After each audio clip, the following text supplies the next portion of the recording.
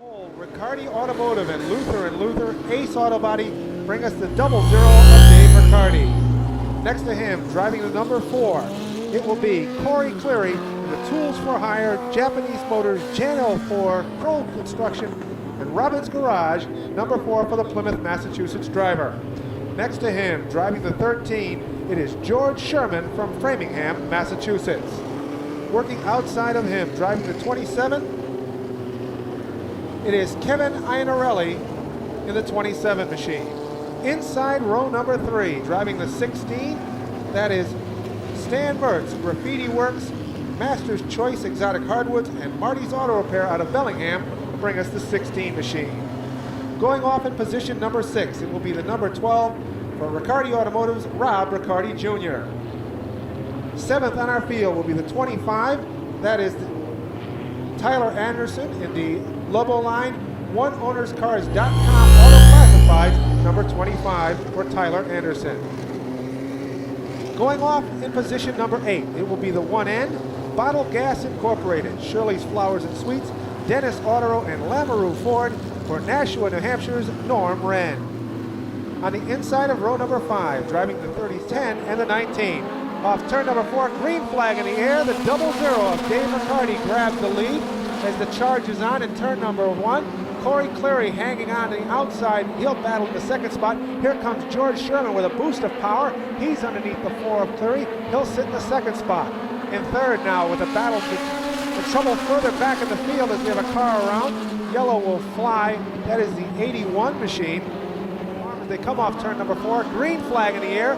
Once again, Riccardi jumps out in front, but this time Cleary is able to hang with him as they are side by side through turn number 1. Riccardi looks to hold him off and he will get the jump. He has the lead. Here comes George Sherman in his wake. He moves into the second spot. Cleary third, the 27 of Iannarelli fourth, the 12 of Bob Riccardi runs fifth as they go into turn number 1. Now Riccardi underneath the 27 of Iannarelli. That allows Frank Hurt to get underneath that machine as the 27 is falling back further in the field. The 97 of Hurt. Here comes the 1M of Norman Wren underneath the 97 of Hurt as they battle for the 5th spot. But it is Riccardi and Sherman all alone at the head of the field. Those two cars nose to tail off turn number 4. Then it's a car length back to Cleary. And then the battle between 4 cars for the 4th, 5th, and 6th position. The 97 of Hurt gets it, but yellow flag is on the backstretch to 20. On turn 4, they'll gain speed. They will take off. It is Riccardi and Sherman side by side in turn number 1. This time Sherman hanging on, but it is Riccardi. Nose is out in front. Sherman falls in behind him, but now he'll power to the outside, look to make a challenge for the lead. Riccardi holds him off as they come off turn number 4. Once again, Sherman looks to attack on the outside. It is Riccardi able to hold him off continuously. Corey Cleary in third, and here comes the 97. That's Frank Hurt as he's making the outside work for him. It's a side-by-side battle for the third and fourth position. It is Hurt now nosing out in front of the 4 of Cleary. Now it is Sherman. He's got the inside of Riccardi as they go down the backstretch. He'll begin to pull away from Riccardi. He has the lead as they come off turn number 4. Riccardi looks to slot himself down behind Sherman, but he is not able to get there quickly enough before the 97 of Hurt pulls in. Riccardi gets out of control. He slides up the track. He'll clip the wall, also taking with him the 37 of Jeff Zeidema, and it is Riccardi coming to a stop off turn number 2, and the yellow flag will fly for the 0-0. George Sherman and Frank Hurt battling it out for supremacy here.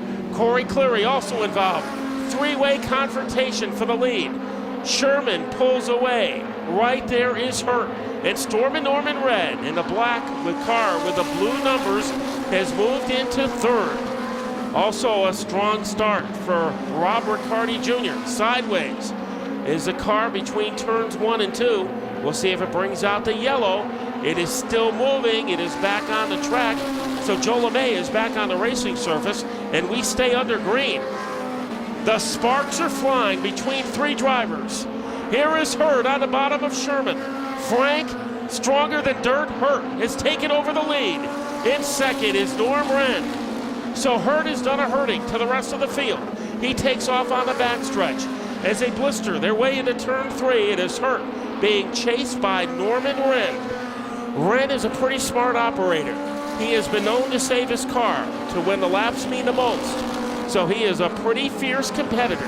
Riccardi in third, and it's Cleary, and then the 27 of Iannarelli making a strong statement, and also the 25 of Tyler Anderson.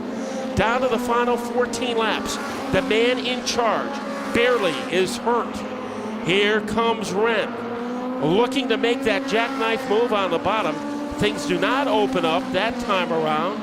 So the man from Nashua, New Hampshire, Norman Wren, trailing by about a half a car length to Frank Hurt. George Sherman is out of the race. He had led for a while, and now he is on the safety road. So what could have been a great afternoon has come up thorns for Sherman. Two drivers who could fit inside a mailbox. Frank Hurt, the 97, and in handshaking distance is Norm Wren. They streak their way and sizzle their way down the backstretch. LeMay, the lap car, stays out of the way, giving plenty of operating space to both Hurt and Wren. 10 laps to go, and things are not letting up. This is one of the best battles of the opening day of the Budweiser Modified Nationals. It's between Frank Hurt in car number 97 and Norm Wren. And maybe Wren right now, taking his time, waiting for an opening. Norm Wren, a veteran of Fender car racing, that gives you a little more margin for error. Things are a little more, you have to be a little more ginger here on these open wheel cars. 8 laps to go, and nothing has changed at the front of the field. Corey Cleary, and he has a pretty cozy cushion over the 12 of Bacardi. Then it's Tyler Anderson in third. Now on the outside, making a move is Frank Hurt. Frank Hurt not done yet as he rampages his way into the final 4. Now he takes off after Anderson. No doubt who has the fastest car at this stage of the race. It looks like Frank Hurt. He goes underneath as he torpedoes his way past Anderson. Put Hurt in third. Now he chases McCarty. Following Hurt to the front is Jeff Zeidema. So Zeidema on the outside of Anderson.